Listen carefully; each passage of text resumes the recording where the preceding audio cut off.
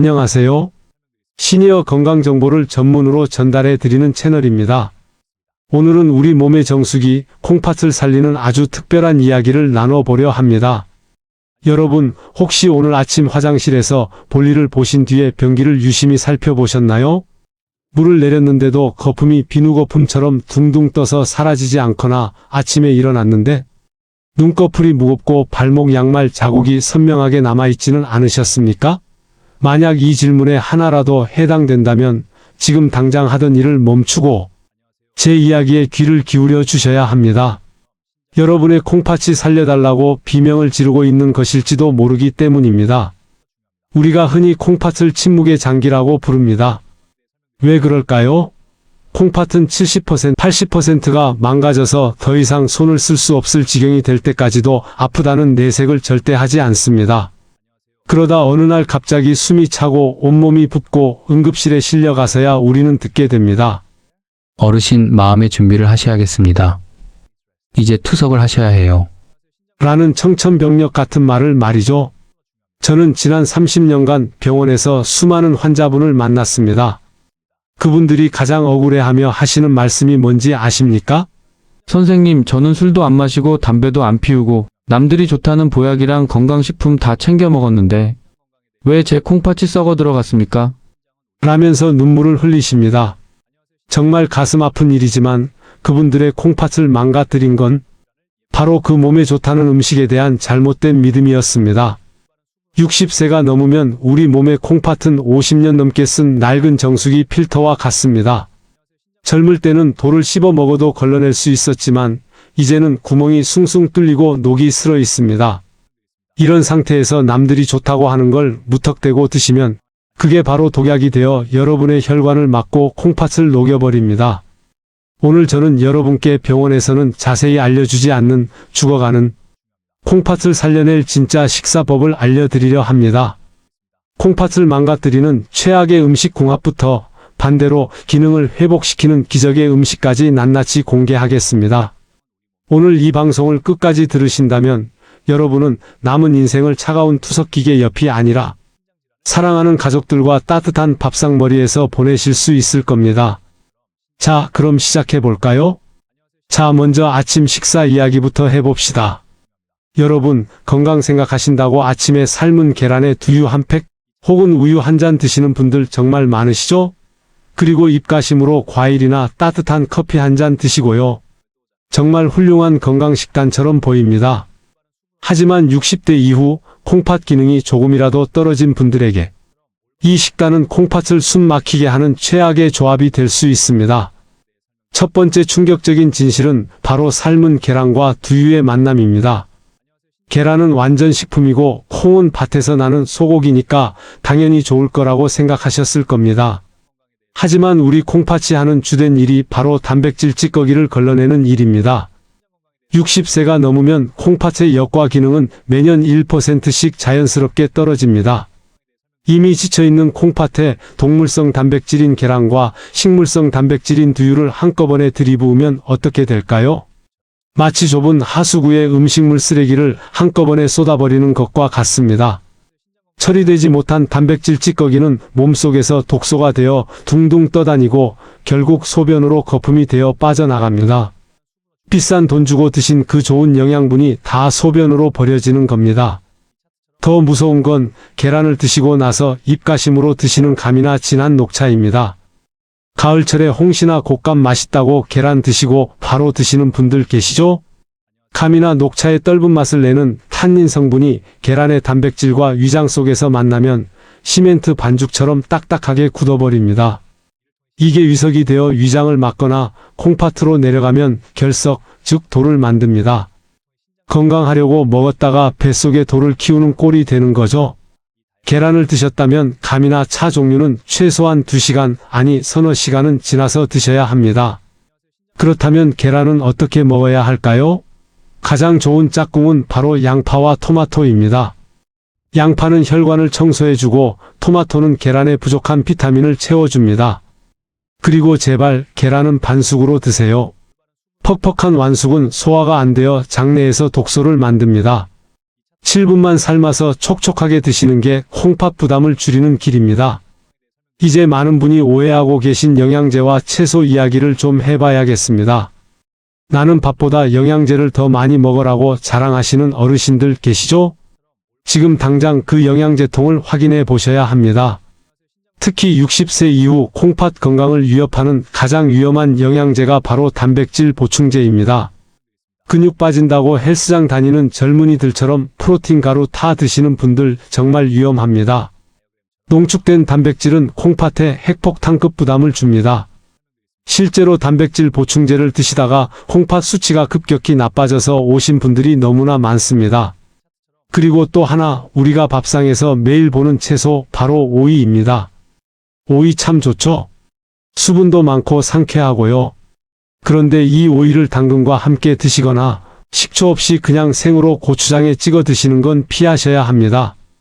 오이에는 비타민을 파괴하는 효소가 있는데 이게 당근의 영양소도 없애버리고 식초가 없으면 우리 몸속의 비타민까지 갉아먹습니다. 게다가 오이와 물을 섞은 찬 국물은 늙은 콩팥을 꽁꽁 얼어붙게 만듭니다.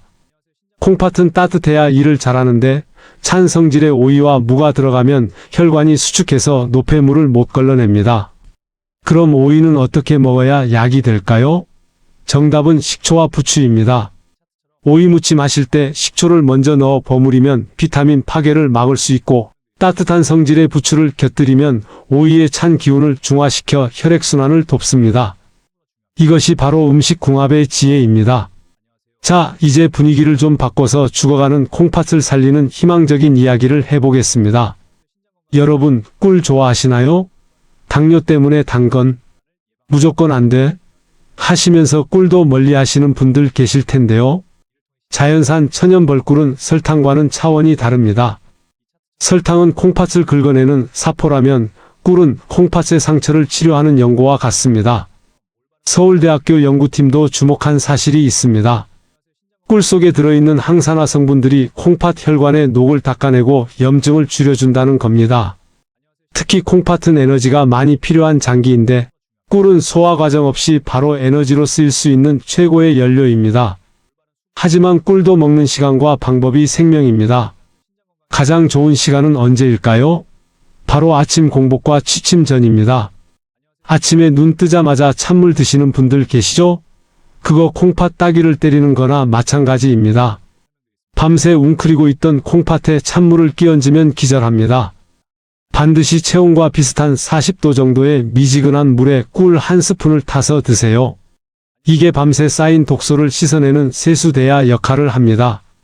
그리고 밤에 자꾸 화장실 가느라 깨시는 분들, 주무시기 1시간 전에 꿀을 티스푼으로 딱 한 숟가락만 입에서 녹여 드셔보세요. 뇌가 에너지가 충분하구나라고 안심하고 깊은 잠을 자게 해줍니다.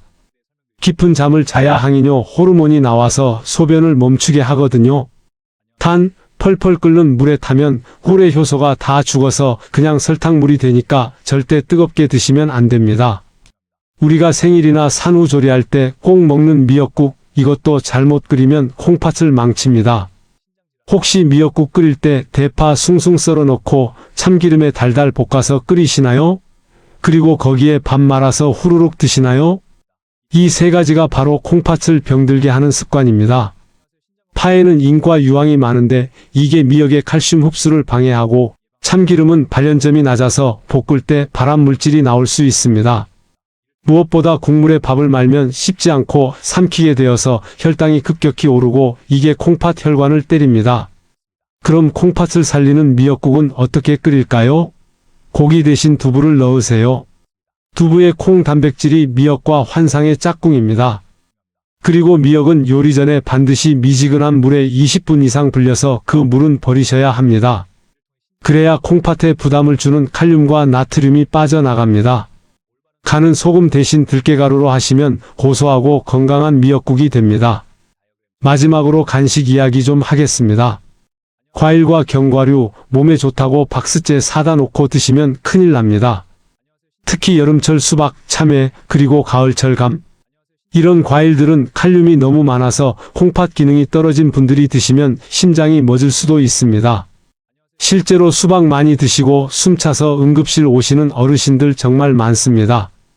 콩팥이 안 좋을 때 드실 수 있는 착한 과일은 사과, 배, 블루베리입니다. 사과의 펙틴이 독소를 흡착하고 배는 수분 배출을 돕고 블루베리는 혈관을 튼튼하게 합니다. 하지만 이것도 원칙이 있습니다. 절대 식후 1시간에 드셔야 하고 하루에 주먹만 한 크기 이상 드시면 안 됩니다. 견과류도 마찬가지입니다. 브라질너트나 믹스넛, 볶은 땅콩은 피하세요. 인과 나트륨 덩어리입니다. 대신 마카다미아, 피칸, 헤이즐넛 같은 걸 드시는 게 좋습니다. 이것들은 콩팥에 부담을 덜 주는 견과류입니다. 물론 이것도 하루에 10알 미만으로 꼭 밥 드시고 나서 드셔야 탈이 없습니다. 자, 긴 이야기였지만 핵심은 간단합니다. 우리 몸은 우리가 먹는 대로 만들어집니다. 60년, 70년을 버텨준 고마운 콩팥에게 이제는 휴식을 줘야 합니다. 에이, 뭐 그렇게 까다롭게 살아? 그냥 먹고 죽을란다. 하시는 분들도 계실 겁니다.